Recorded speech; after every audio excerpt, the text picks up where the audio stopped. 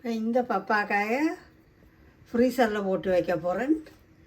இந்த பப்பாக்காயை வறுக்க போகிறேன். பாருங்கள், இது சின்ன சின்ன கத்தி போட்டு வெட்டி வச்சிருக்கிறேன்.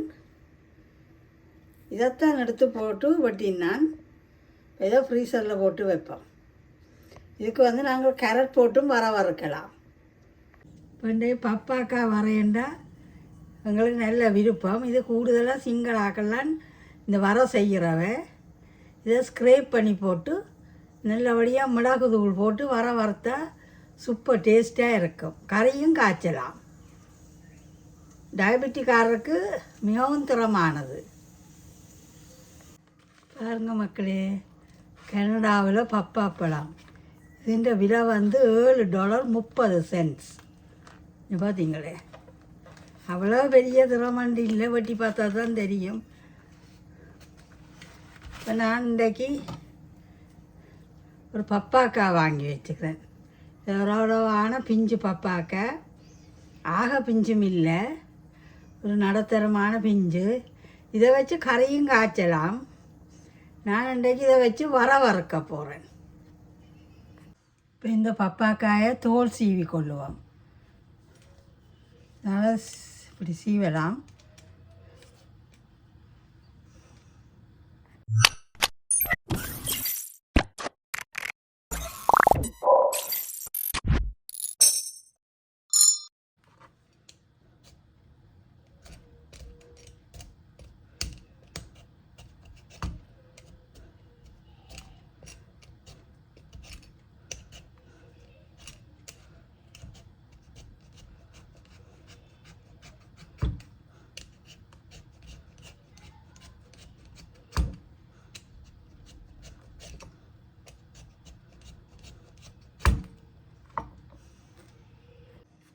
இப்போ பப்பாக்காய் தோல் சீவி எடுத்துட்டேன்.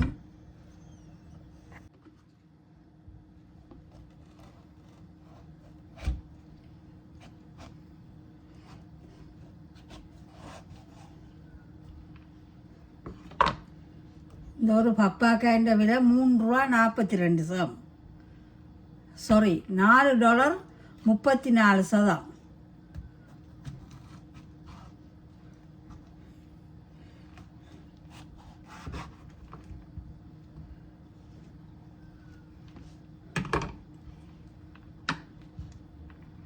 $4.34.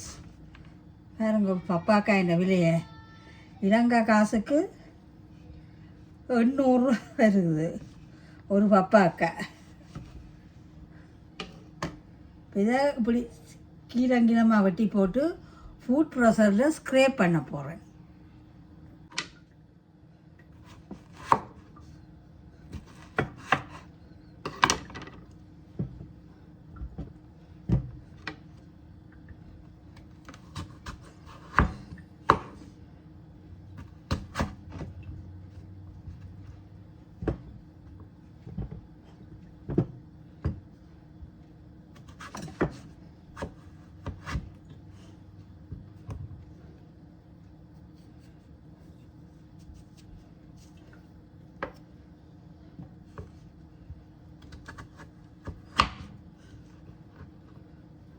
இந்த பப்பாக்காயில் நல்லா இறால் போட்டு கறி வச்சா நல்ல டேஸ்ட்டாக இருக்கும்.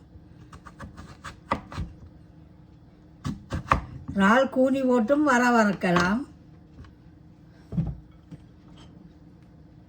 அவங்க அப்படி வச்சு வெட்டி எடுத்துட்டேன். இனி இதை ஸ்க்ரேப்பரில் போட்டு ஸ்க்ரேப் பண்ணுவோம்.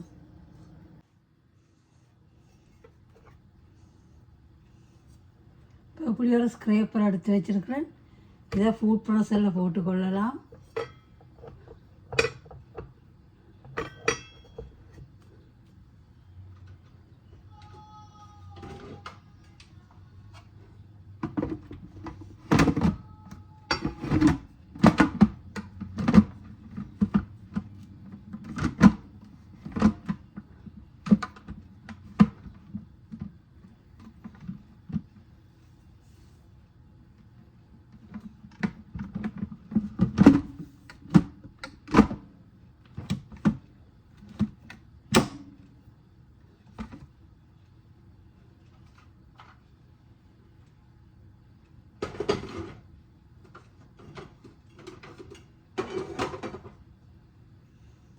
நான் கிச்சனைட் ஃபுட் ப்ரெஷர் எடுத்து வச்சுருக்கிறேன்.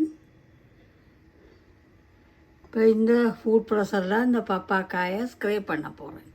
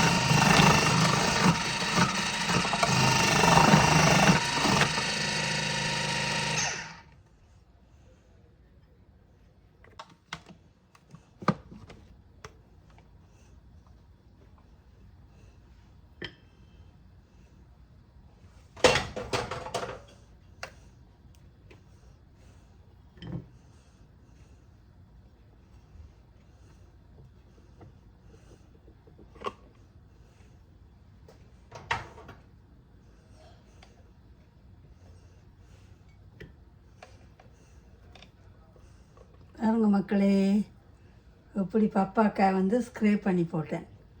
அங்கே சுலபமாக ஸ்க்ரேப் பண்ணியாச்சு. இனி இது எடுத்து வறுக்கலாம். இந்த ஃபுட் ப்ராசஸில் இப்படி வடிவாக கட் பண்ணி இருக்கு பாருங்க. கிச்சனைட் அவங்க பப்பாக்காய் வந்து ஸ்க்ரேப் பண்ணி எடுத்துட்டேன். இப்போ பெப்பர் தூள் போட்டு வறுத்து கொள்ளலாம். நான் வந்து ஸ்க்ரேப் பண்ணதை கொஞ்சம் பெருசாக இருக்குது. இப்படி 2 கத்தி போட்டு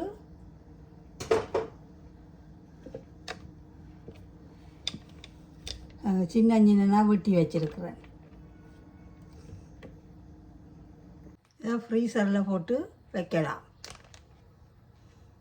இந்த பப்பாக்காயத்தான் சின்ன சின்ன ஸ்கொயராக வெட்டி தண்ணியில் கொஞ்சம் சீனி போட்டு அவிய வைப்பினோம். அவிய வச்சுட்டு பிரித்து அந்த சீனி தண்ணியோட ஒவ்வொரு பவுலில் போட்டுட்டு கலரிங் போட்டு வச்சா எடுத்து அடுத்த நாள் காய வைக்க வேணும். நல்ல ஒரு அரி தட்டு மாதிரி தனி தட்டு எடுத்து அதில் காய வச்சு விட்டால் அதில் உள்ள தண்ணி எல்லாம் இறங்கிடும். இறங்கின பிறகு அதுதான் டூட்டி ஃப்ரூட்டி. இந்த பப்பாக்காய் வறுக்க போகிறேன். வெங்காயம், செத்தல் மிளகாய், கருவேப்பிலை, மிளகு எடுத்து வச்சுருக்கேன். கொஞ்சம் கடுகும் பெரிய சீரகம் போட்டு இதை வறுத்து கொள்ளலாம். இப்போ நான் வந்து கொஞ்சம் கடலை எண்ணெய் ஊற்றி கொள்கிறேன்.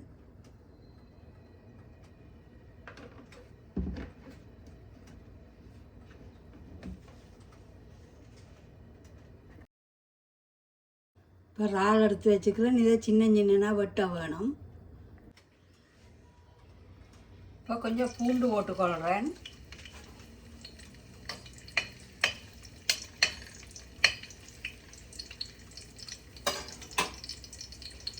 பூண்டு வதங்கட்டும். கடுகு, பெரிய சீரகம், சின்ன சீரகம் போட்டுக்கொள்கிறேன்.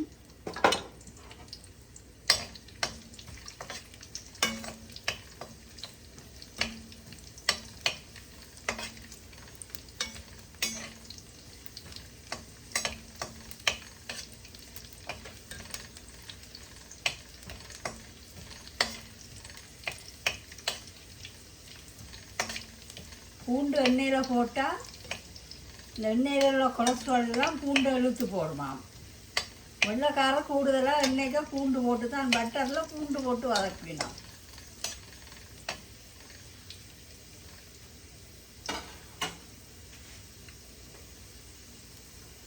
இப்போ வெங்காயம், கருவேப்பிலை,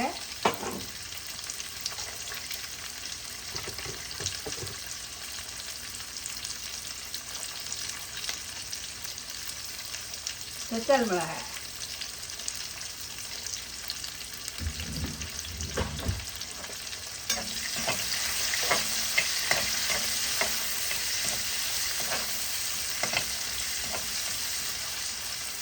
இப்போ வதங்காட்டும்.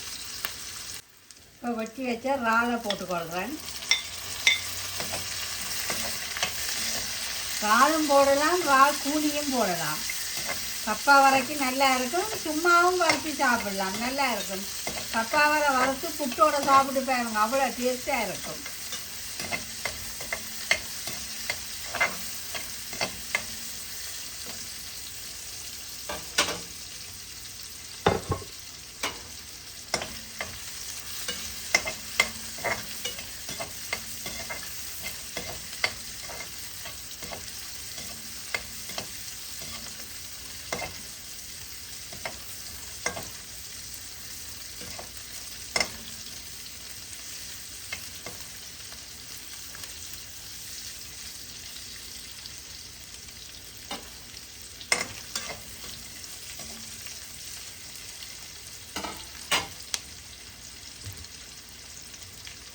வெட்டி வச்ச பப்பாக்காய்,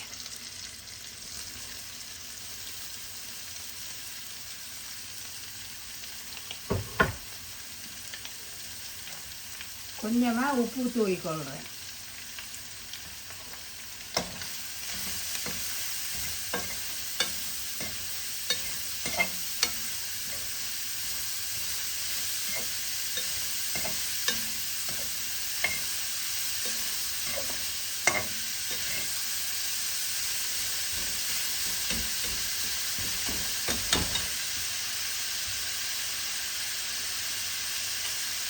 கொஞ்சமாக பெப்பர் பவுடர்,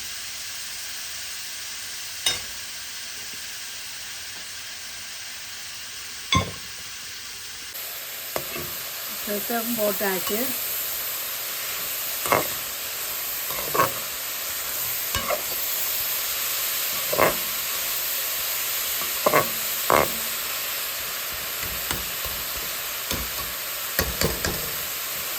இதையே கொஞ்ச நேரம் வதங்கட்டும்.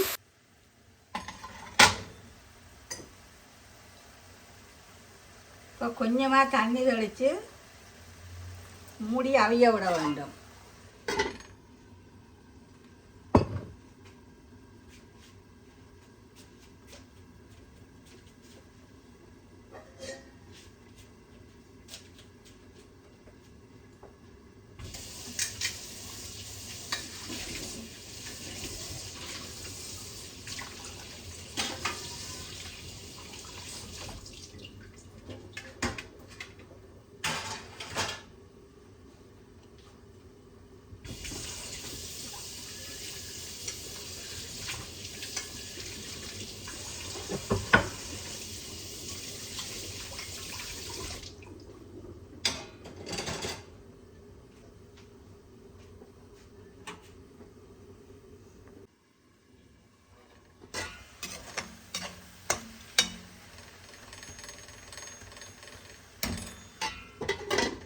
இப்போ தண்ணி வத்தட்டும்.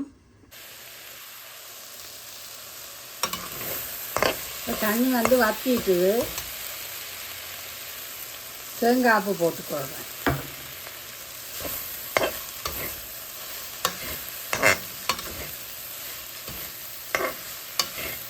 நான் கொஞ்சம் மல்லியில் போட்டு நான் உங்களுக்கு விருப்பம் இல்லாட்டி விடலாம். கருவேப்பிலை மட்டும் போட்டு வறுக்கலாம். பாருங்க, ஒரு ஆள் போட்டால் பப்பாக்காய் வர ரெடி. இப்போ பப்பாக்காயை எடுத்து இப்படி ஸ்க்ரேப் பண்ணி அல்லது நீங்கள் கெத்துட்டும் வறுக்கலாம். சூப்பராக பப்பாக்காய் வர வந்திருக்கு. பாருங்க மக்களே, சுவையான பப்பாக்காய் வர